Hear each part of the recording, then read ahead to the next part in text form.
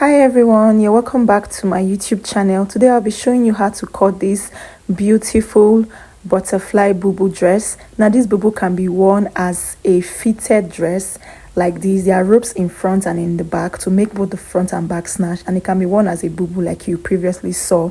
Now I'm going to show you how to cut and how to sew this beautiful bubu. If something that you're interested in, please keep watching and don't forget to like and subscribe. For this particular project, I used 3.5 yards of Ankara. This is a paper Ankara, and then I use 1.5 yard of organza for this project. To know the amount of fabric you want to use for this butterfly, you have to get the full length that you want to use, then multiply it by 2 and divide it by 36. 36 is the amount of a yard, right? So you want to know how many yards to use. Multiply the full length of your dress by 2 and divide it by 36. So the full length I worked with was 64. Multiplied by 2 and I divided by 36, and that was how I was able to get 3.5. And so that's what I cut. 3.5 yards was what I used for this particular project. Then the organza depends on how much you have, right? I just bought 1.5 yard. If you want it to be more full and longer, please buy at least 3 yards so that it will be more full.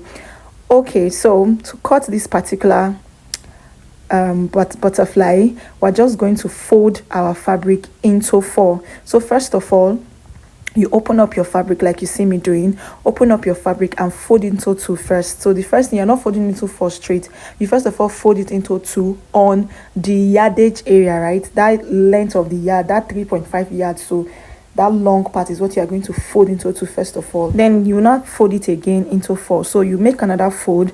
At the end of the day, you have about 4 pieces there. When you count the fabric at the other end, you see that you have 4 layers there. And so this is how to fold to cut your butterfly bubu. This is also called a bat swing dress. So let's go straight to mark the measurement. This is going to be very easy and simple and fast. So the first thing you want to mark is the full length of your dress. So I'm just going to mark the full length. Now after marking the full length, I'm just going ahead to mark the shoulder. So your shoulder measurement divided by 2, I worked with a shoulder of 20, divided by 2 was 10. Then from that point, I marked the 10. I'm going to mark the sleeve length. So whatever was remaining there, you can just use it as your sleeve length, depend on how many fabric you used, right? And if you are using a crepe, you know that it will be longer because the length is more than an Ankara length. So I just use remaining fabric there as my sleeve length. So at that point of your sleeve length, you're going to come down by 1.5 inch to do your shoulder slant. So next we're going to mark our shoulder width and our shoulder depth. For the width, I'm going to be using 4 inches. So just mark 4 inches from that point that you see me doing. Then for the depth, I'm going to be using 8 inches, depending on how deep you want it to be. You can make yours deeper, but so that it can pass through the neck, right? So it should be deep.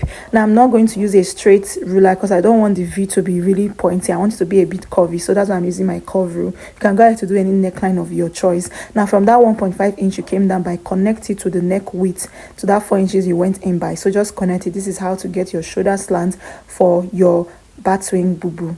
Now after I was done doing this, remember that we folded into 4 because we are cutting the front and back together, right? So now for the back neck depth, you're going to come down by 1.5 inch, the same way you came down by 8 inches on that point. Come down by 1.5 and just curve it in. So we have both the front neck depth and the back neck depth. So we're going to cut out the back neck depth first of all, so that we will not affect the front. So after cutting out the back neck depth, you're going to now cut out the shoulder slant that you marked already. It is really easy, guys.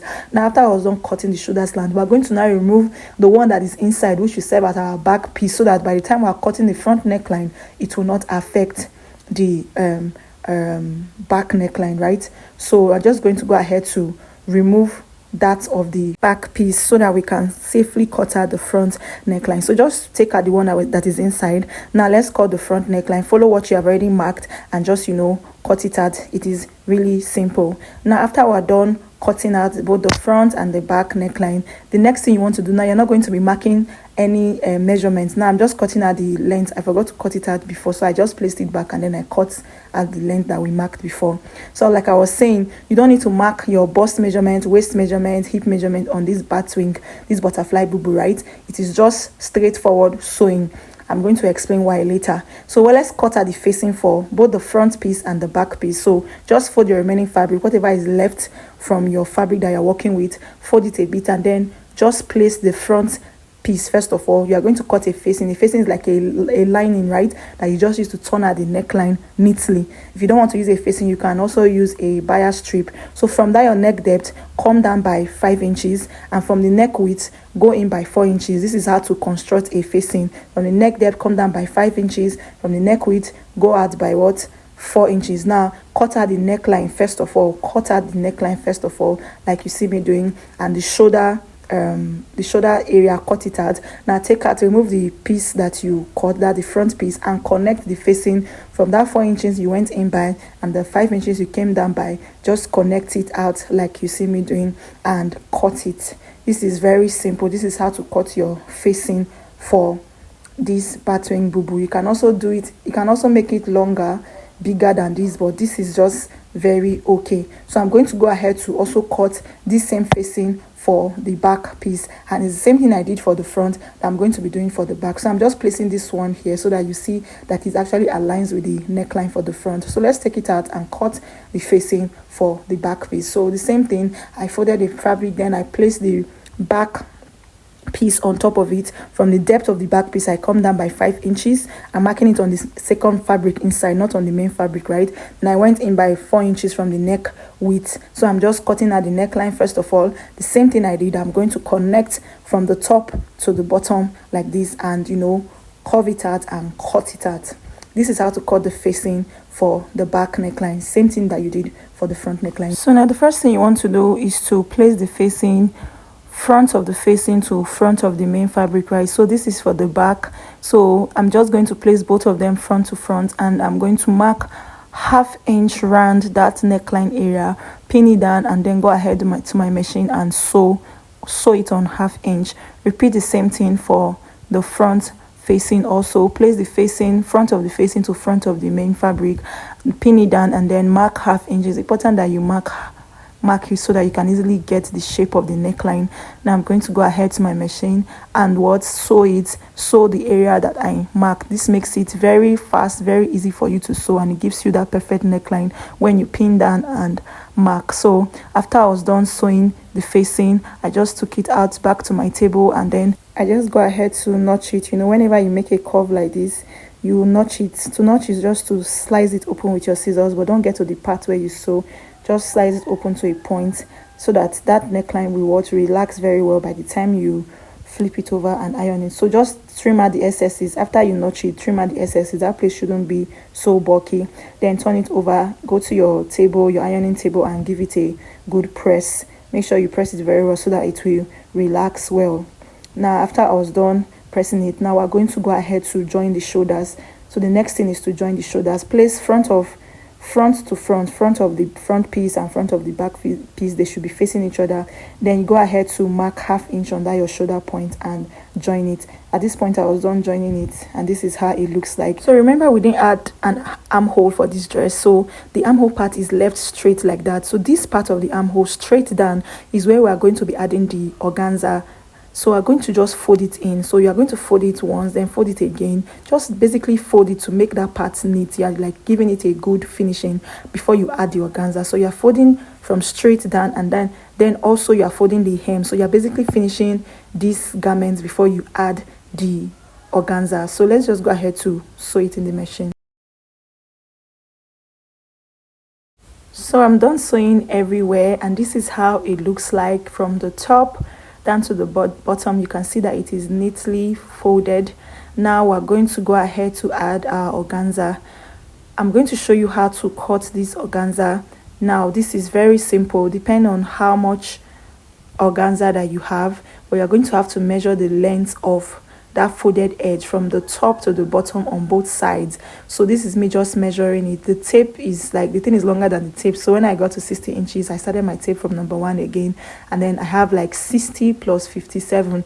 So that gives me 117 for the entire length. And now you are going to be pleating the organza, so you have to multiply it by 2. If you have enough, you can multiply by 3 so that you can have plenty folds. So I multiplied it by 2, and I got this particular figure, and you know that is for the both sides. So I'm going to add this figure together so that I will get the length of the organza to cut, right? So I'm just going to cut both for the both sides together. So I'm just going to work with the length of the organza that is here. So I want to be able to cut at least 9 pieces. This length now is 60 inches, so I want to be able to get like so many pieces. So I'm just folding it to give me enough, right? So if you have more than enough organza, I just worked with a little 1.5 yard, that's 1.5 yard, so you can make yours more than this. So I'm just working with a width of about, I think, 7 inches. So that is what I can get from this 1.5 yard. So I'm just going to cut it open on both sides, right? So that I will have more than, at least I think I got about 8 or 9 pieces from this. So that's what I'm going to join together to get that length that we calculated and be able to pleat it. So I'm just pinning it down to, you know, so that it will not shift. You know how organza used to shift now, so that I can be able to cut it out freely. Now after I was done pinning it down like this, I just cut it out, and I'm able to get the amount of pieces that I need to make up for the length I measured earlier on. So this is how to just fold it. Just fold it into two, fold one piece into two like this. It's good that you fold and sew before you join them together, so that it's easy for you to turn. So I'm going to sew one edge closed and sew the sides. One edge will be open that I will use to what, turn it out. So I'm just going to go over to my machine and sew. So yeah, I was done sewing all the pieces. I was done sewing all the organza pieces that I cut. So I'm going to just turn it over. You can use your scissors, you can use a comb, anything you have to just turn it over to the other side, to the front side. So after I was done turning each of them, I'm now going to what, join the pieces together. So I'm joining for one side and I'm joining for the other side. Now I was done joining it at this point, and this is how it looks like.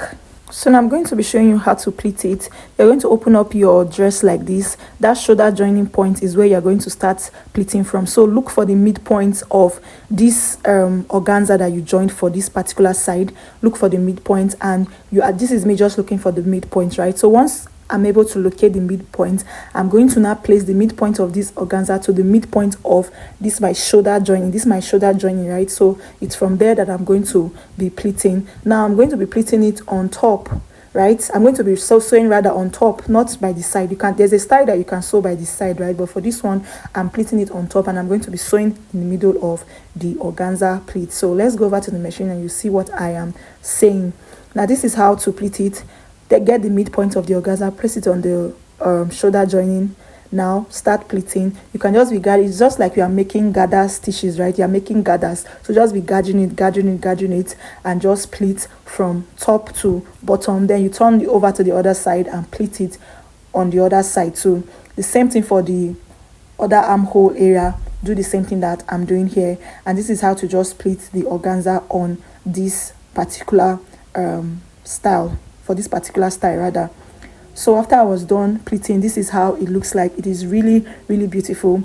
We're almost done with this dress. The next thing we want to do is to cut out the ropes that we use to starch the dress when we wear it. So because this is not a regular butterfly dress that once you make it fitted, it is fitted, this one you can wear it as a bubu. So you need ropes inside for both the front and for the back. So just cut out a long strand. You can cut out a long strand. You can cut it, the width can be 1.5 inch, 2 inches, because you're just going to fold it to make it into a rope like you see me folding. So I'm just going to go over to my machine and sew these long strands. I cut out 4 long strands, right? Cut out 4.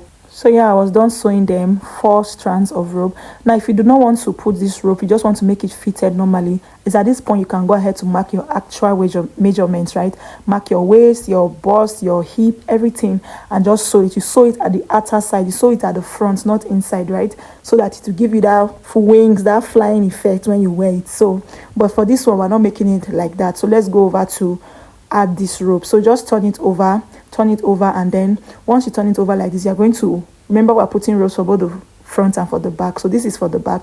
You're going to mark your half length on this back, So place your tape on your shoulder, come down by your half length, mark your half length on both sides. So I marked it on this side, I went to the other side, and then I marked my half length, and just connect a straight line. Now we're looking for the positioning for the rope, right? So on your half length, you're going to mark your waist measurement divided by 4 on both sides. So get the midpoint, mark your waist divided by 4 to the left and to the right. So after I was done, this is how it looks like. So on those 2 points is where you're going to attach your rope. So just attach your rope, just like you are just sewing on top of it, right? So place your rope on that point that you marked. I'm just pinning it down here so that you see. Place it on the other side, pin it down, go over to your machine and sew. Do the same thing for the front, right? Mark your half length, mark your waist measurement. Now this back rope, you are tying it to the front, while the front rope, you are tying it to the back. Don't forget this. When you are wearing it, tie the back rope to the front, tie the front rope to the back. So let's do for the front rope the same thing that we did.